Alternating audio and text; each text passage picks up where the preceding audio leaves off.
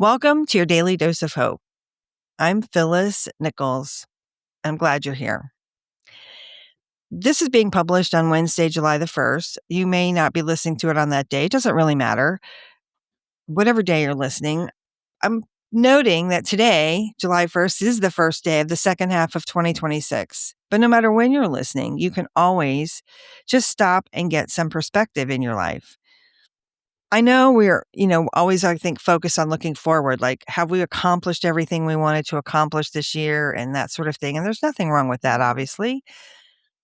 But there's 6 months down in this year with 6 months to go. And so maybe before we look at the new goals or we readjust our expectations or we create another to-do list and try and fill it up with all the things that we want to happen, maybe this is a good time to just take a look back. Not to be judgmental, but to really appreciate what's happened and where you've been. Ask yourself some questions like, what are you proud of that you've accomplished? What has surprised you about this year so far? What has challenged you? Where would you like help and support? What did you learn? What kinds of things do you want more of in your life? What kinds of things are you ready to leave behind? A lot of times we rush past our own progress because we're so focused on the next thing and the next thing and the next thing. So maybe you didn't accomplish everything you hoped you would. I know I didn't. There was things that happened earlier this year that were completely unexpected and things just didn't happen the way I thought they would. That's okay. Life had other plans. Maybe though you've grown. I know I have, and you've probably grown in ways that are not going to show up on a spreadsheet or a goal tracker. Maybe you've just become more patient or more resilient. Or maybe you've just become more willing to ask for help and maybe more hopeful. All of that counts.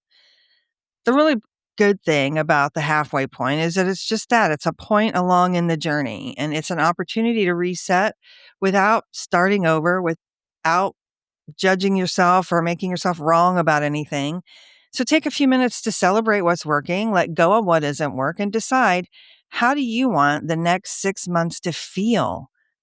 You don't need to measure this year only by what you've produced or what you've gotten done or the goals that you've reached. You can also measure it by who you're becoming. So here's to a second half filled with purpose and hope and laughter and maybe a little bit more fun than the first half. What are you taking with you into the next 6 months? And what are you leaving behind? It's a good time to just take a look. No matter when you're hearing this, I hope you'll give yourself credit for all the things you've accomplished.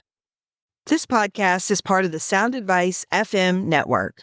Sound Advice FM, Women's Voices Amplified.